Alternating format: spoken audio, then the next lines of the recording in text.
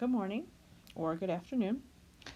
We are going to be working with non-literal language again and being able to understand the saying birds of a feather flock together.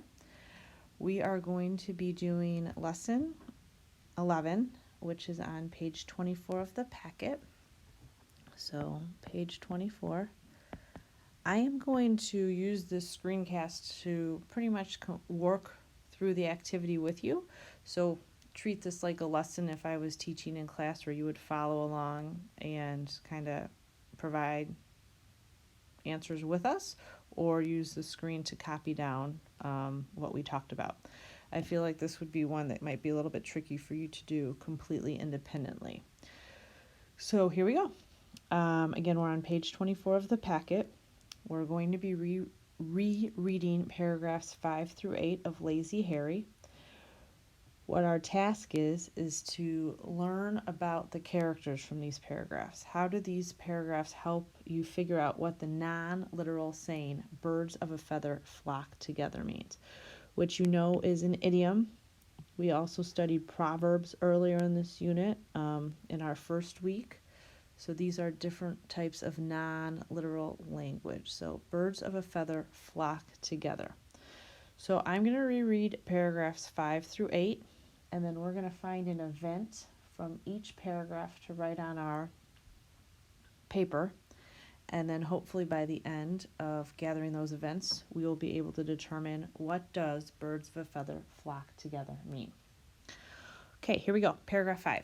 One day, Harry sat down to think about his dilemma. There must be a way to free himself from work. For a long time, all that thinking led to nothing. Suddenly, a good idea, clear as day, came upon him. It was as if a fog had lifted right before his eyes. He knew how to solve the problem. He would marry his neighbor Trina, who also had a goat. She could take her goat with Harry's, and then Harry would not have to work. Harry would lead an untroubled life. He could rest and play. Yes, all play would make Harry a merry boy. It was a perfect solution. So after reading that paragraph, I'm thinking, what is Harry's solution? What's he going to do? So if I go back, he had this idea that was clear as day. He knew how to solve the problem. That's right here. He knew how to solve the problem. And the next sentence says he would marry his neighbor Trina, who also had a goat. She could take her goat with Harry's, and then Harry would not have to work. So right now, he's thinking that Trina will do all the work. I don't think that's such a nice thing. That's just my opinion. All right, Trina will do all the work. So over here for paragraph 5, I'm going to write that Harry is lazy and decides to marry his neighbor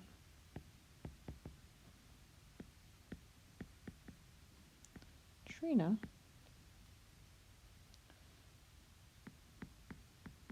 so she can work for both of them.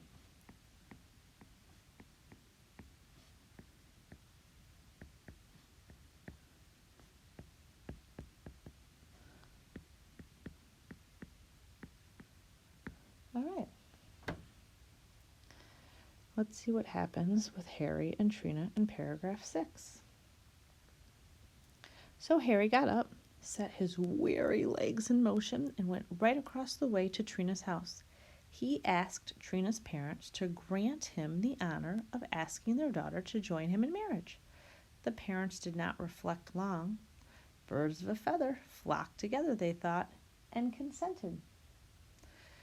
I don't know what you've annotated earlier in the week, but in case you're unaware, consented means you give your approval. You say yes, it's an agreement. If you consent, it's a yes, you agree. It's like permission. All right, so there's our saying, birds of a feather flock together, that we're trying to determine the meaning of.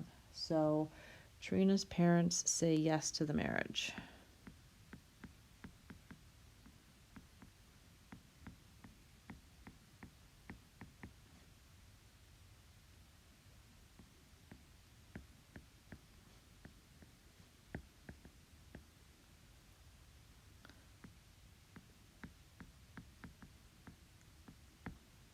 All right. Paragraph 7. Trina became Harry's wife. She let out both the goats.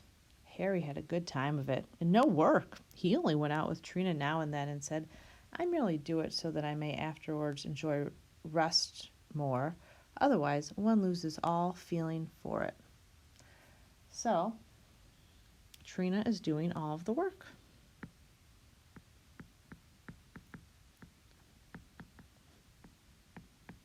Again, I don't think Harry is a very nice guy. Just my opinion.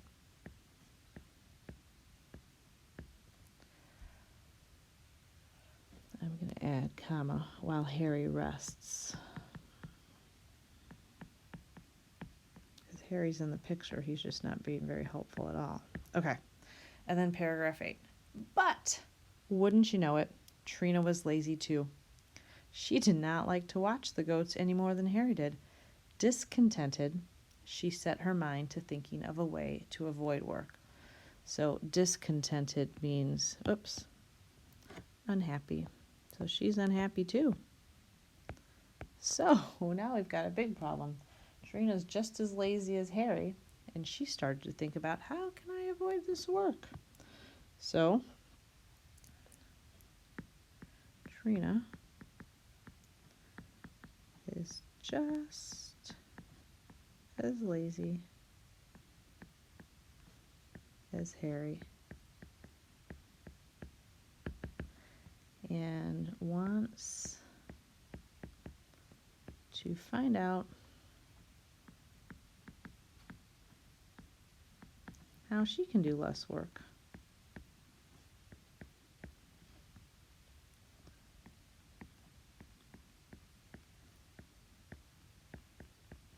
All right, so now it comes down to, what does birds of a feather flock together mean? Well, Harry and Trina, ultimately in the end, both are wanting the same thing. And I'm hoping that if we were in class and I asked this question, what do both Harry and Trina want? Your hands would shoot in the air. I would call on some fabulous angel, and I would hear the answer. They both want to be able to do no work, Mrs. Freitag. And I would say that is absolutely correct. So, birds of a feather flock together. That means that people who have a certain quality or characteristic normally end up spending most of their time with people who share that type of quality. So, for example, if you are somebody who likes to play hockey, you might hang out with people that like to play hockey too. Or if you are somebody who likes to draw, you might find friends that you can draw with, or play chess, or pick up litter and be kind, do things like that. You find people that you have the same type of traits or characteristics with, and you then, in turn, are birds that flock together with the same feather. All right, so birds of a feather flock together. So this means, I'm going to get rid of this for a minute. It means people who have a certain quality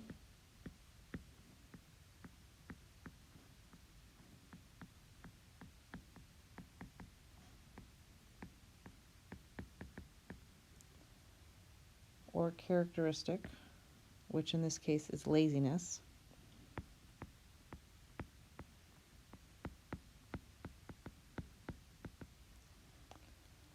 normally end up spending time together.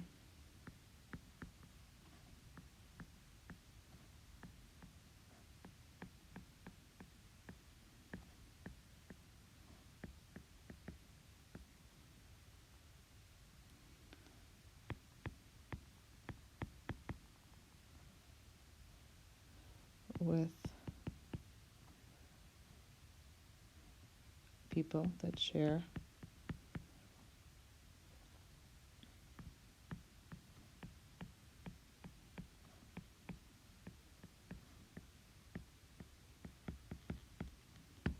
okay. on your own, I would like you to do this apply it page, apply it section on the page.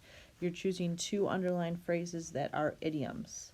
So you should be able to figure out the non-literal language of idioms. And then take a picture and post this completed page to Seesaw, even though I know we did it together.